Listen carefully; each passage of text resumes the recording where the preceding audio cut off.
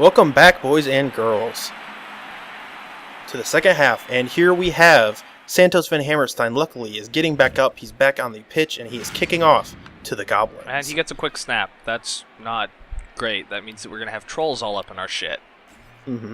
I think one of the side effects of me having to, I was cycling my recording a little bit to try to solve the FPS problems, and this is something that I'll just need to point out because some of you might not even notice, is that I think that you normally press the N button to change the names above the players, and for this whole second half, it is completely gone. I didn't even notice it when I was playing.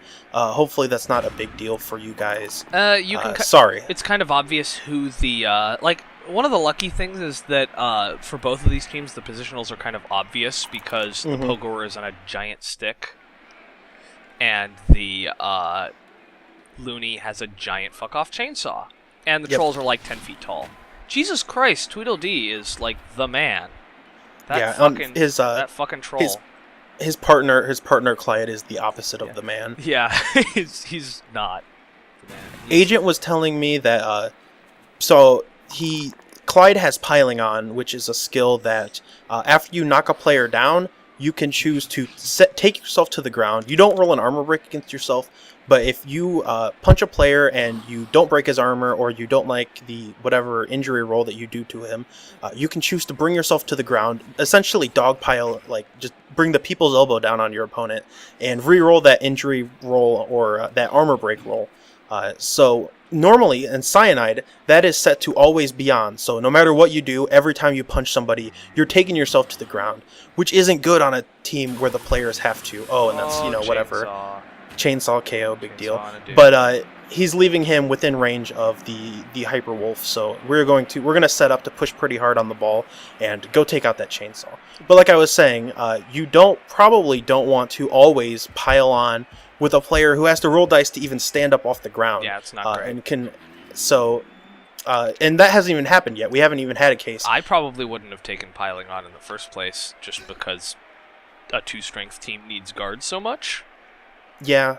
But if you just want to punch people and kill people, which I guess goblins really, really need to do, then absolutely, go for it.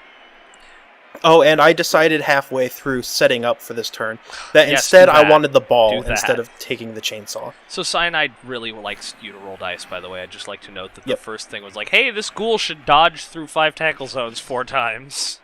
Yeah. Cyanide will absolutely get you where you want to go, whether or not that's the way you want to go or not. So I decide that I'm definitely going to take a chainsaw hit here, but I decide that I want to go after the ball. If I can get that ball in my hands, I have to burn a reroll for the going for it, but if I can get the ball in my hands, I am absolutely going to win this game, and above all else, that's what's important to me here. The only problem is that our Hyper Wolf is about to get chainsawed, so it's not great. Yeah, he's fine. He's armor 8 and he has regen, and regen has been going pretty well for me. I would not tempt the gods like that. That's a bad decision. I wake up every morning and I tempt the gods. I am brazen in my lack of care. Just simply attempting to play Blood Bowl is tempting the gods enough. Honestly. My God, I don't even give a fuck. Man, if this doesn't pay off for you, you're like 85% fucked. Like, if he gets the ball to one of his goblins, that's just it. Especially considering that there's that thing we haven't talked about where you can just throw a dude. And let's talk about that thing we haven't talked about. Okay, so trolls are giant and goblins are tiny, and therefore a troll can pick up a goblin by the head and then chuck him. Oh, Tweedledee fails really stupid. He's embracing his brother's failure to connect. Assuming they aren't completely immobilized by their stupidity, trolls can choose to pick up one of their goblin players. The trolls have to have a skill, or basically any player can throw any other player, as long as the thrower has a skill called Throw Teammate, and the throwee, in this case, the goblin, has a skill called Right Stuff, which basically allows them to be thrown. So there's a bunch of dice that have to be rolled. For trolls, there's extra special dice, because occasionally they will just pick up one of their goblins and try to eat them, because they get really hungry, with a skill called Really Hungry. But anyway, there's a lot of dice that have to be made, and you essentially can throw one of your players like you would throw a pass. And he will then try to land on the ground, land like a cat on his feet, and he can fall over and just hurt himself, or he can land on one of your opponents or on one of your own players, and it's just bad times for everybody. Just to note the raw amount of diceage that needs to happen to throw a teammate. First, you have to choose not to eat them. That's a 2+. Then you have to actually throw them. Yep. And that's like a 3+ or a 4+ minus tackle zones because it's a pass. Then if you, regardless of whether you successfully throw them or not, the player has to land, and that's an agility roll. So that's a 3+. I believe it's a 4+, but I could be wrong. Oh, it is a 4+. It's a 4+ for agility 3, and then because it's an unmodified agility roll, so you have to get a 6 on a D6 plus your agility. Yep. So it's a 4+. It's a 50% chance. That's what matters. And it gets harder with tackle zones. So it's just a lot of dice. It's not great. I'm feeling pretty good about my odds here because Agent, rather than choosing to try to go pick up the ball, he chooses to sort of shield, and I assume he's going to try to foul my werewolf. I don't like the sound of that, so Santos is going to hero mode over here. He's going to use his newfound block skill, and he's going to lay the hurt on the Looney. The Looney is now completely incapacitated. Looney's out of here. No more secret weapon. No more bribing that fucker. He is done. Yep. I'd also like to note that I believe both times, actually that would have broken armor even without the chainsaw modifier, just because Santos is a beast. So that is his bombardier was banned, ejected. His fanatic badly hurt himself on the very last move of the half, and that is now the chainsaw is gone, and he still has a bribe left, but the secret weapons are all gone. Yeah. The Goblin team is now all gone because the secret weapons are the Goblin team. And this is a moment that Goblins really have this moment that sucks when they just run out of... Jesus Christ, Tweedledee is a beast. Oh, it's fine. He got better. No, he didn't. Never. No, he didn't. Pelvis Costello is niggled. That makes me sad. Are we firing Pelvis? Pelvis? No. Are we firing the Pelvis? That's going to be a decision for the thread to make. For the thread. Okay. So on the first, so if you'll remember, the first set of rolls when you punch somebody is to break their armor, and if you get through that second set of rolls that says, hey, he might get KO'd, he might get casualtied, whatever, that is the injury roll.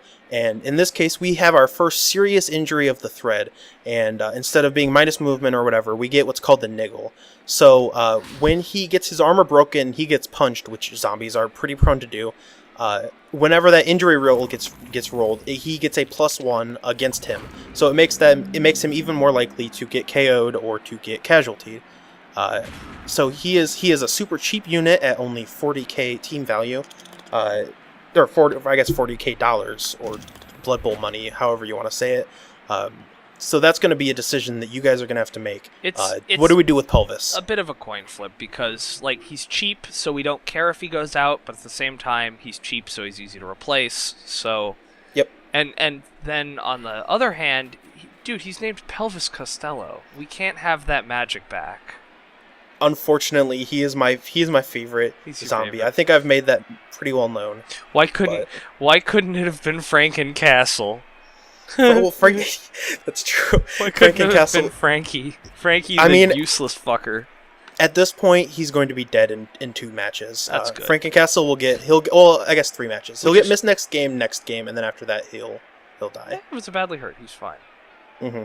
So without the secret weapons, pretty much playing goblins is like an arms race. So if you can kill more of them than they can kill you, because you're both going to be killing each other. So if you can kill more of them than they can kill of you, you're going to have a pretty good chance of maybe winning. Probably not, but maybe. So in this case, yes. In this case, and I take a nice little spite foul just for fun. Yeah, fuck that guy. So in this case, he is now, he has this Pogoer, who is a sort of unique unit that can choose to leap over players. Again, read the Mega post if you want to know about him. The Pogoer isn't that interesting comparatively. So here we have our first throw teammate. He tries to pick up that Goblin. Because of all the tackle zones, he is not able to roll high enough to successfully even throw him. It's a 6+ throw. Is essentially fumbled, so he just falls on the ground. Right back where he was, and that Goblin himself has to roll dice to land on his feet, and he does succeed that. The Troll Blitz working, because Tweedledee is apparently a monster. Yep. This is like not good for the goblins because they're heavily outnumbered by the ball. The ball's in 2 tackle zones, and goblins are 3 agility. So even though they've got stunty, which makes it easy to dodge around, they still can't like pick up the ball really easily. And if he drops the ball there, the Pogorer absolutely gets surfed. Like that's not even a question. Yeah. We just surf the fuck out of him. And but granted, he has to move because otherwise we'll just surf the fuck out of him anyway. It's not hard. So here we go. And here comes the scatter. He knocks it out, and the scatter...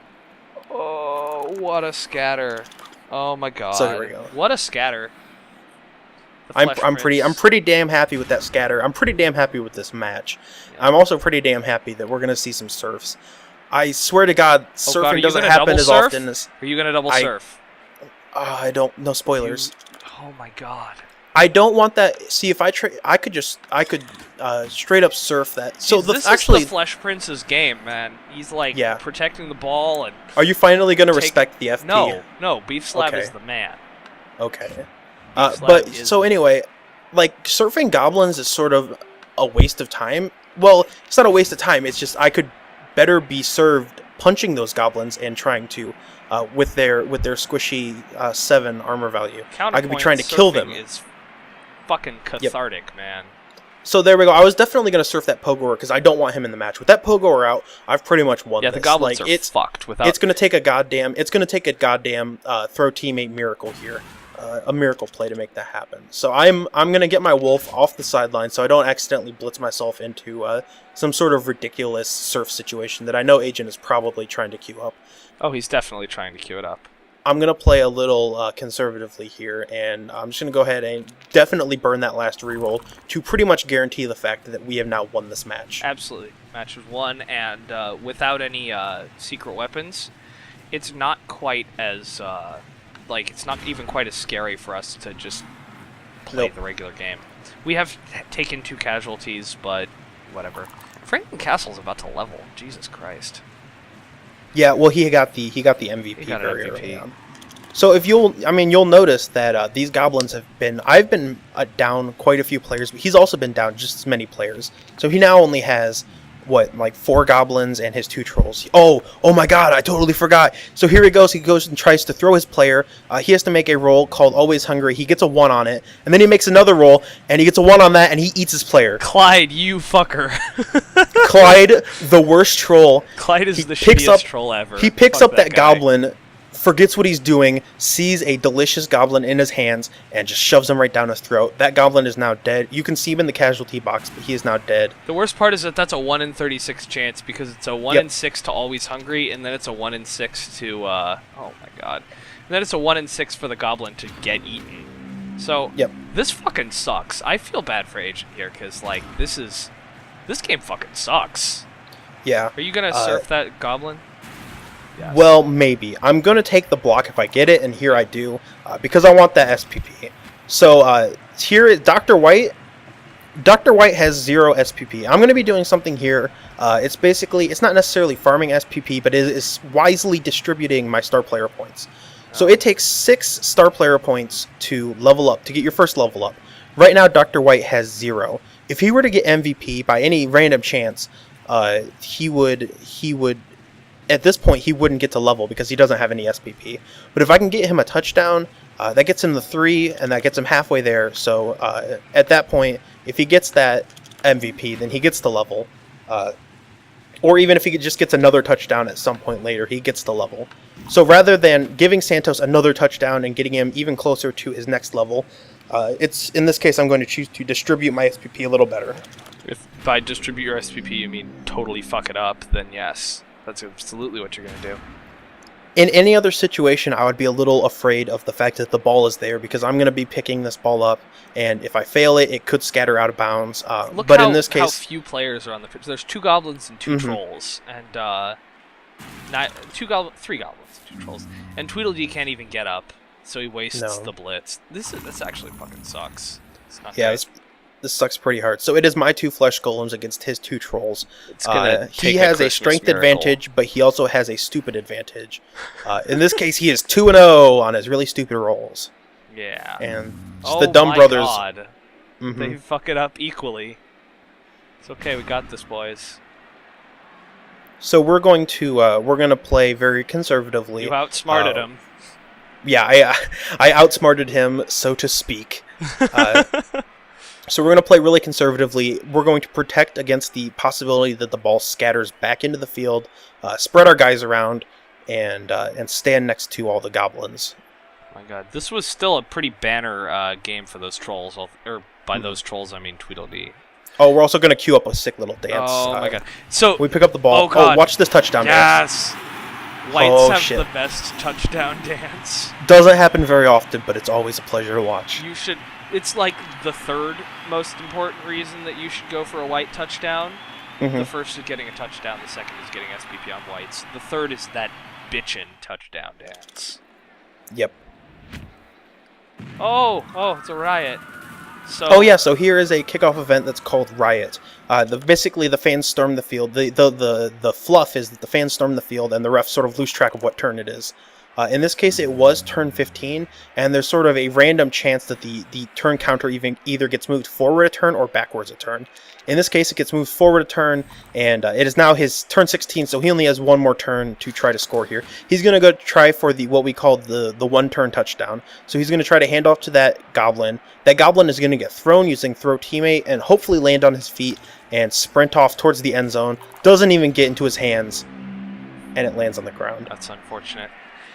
It wouldn't have been awful if he'd had an extra turn, but because of the riot, he gets no second chances. While I queue up an extremely ill-advised set of 1DB frenzy blocks against that really stupid troll, 7 Deadly Sins, final thoughts on this match? This is a pretty standard Goblin match. Goblins aren't really expected to win, but they are expected to hurt the fuck out of players, and the Goblins definitely did that. Every Goblin game is a complete and utter bloodbath, regardless. If it isn't, then you have not gotten the Goblin experience. Goblins only exist to hurt your players. They don't exist to win. Never play against them unless you have to. Agent was definitely in a reasonable position to have a chance to maybe tie this or do a lot better than he did. Oh, here, I see a player on the ground, and I know I have one guy left, so without thinking, I go to try to foul him, but it's my own zombie. Good shit, man. You should I remembered that. I remembered that, and I just wanted to point it out. So, so that's that. That's the match. Pretty reasonable win. Let's go see who got. Oh, we get some winnings. Look at that, we got 80,000. We got a shit ton of winnings. We can easily replace that zombie if we choose to. And we can also get ourselves a ghoul. White power levels! Yes! It wasn't the guy who scored, it was the guy who got a casualty earlier, but that is an MVP level, and that means another thing to vote about. So what do we get? Let's go see what he got. Okay, so Rip Pelvis Costello. Maybe. You all shall decide. Dubs! Oh, Dubs! Yes. That opens it up to General, Agility, Passing, and Strength. Normally he only gets General and Strength. So that is the match. See you guys next time.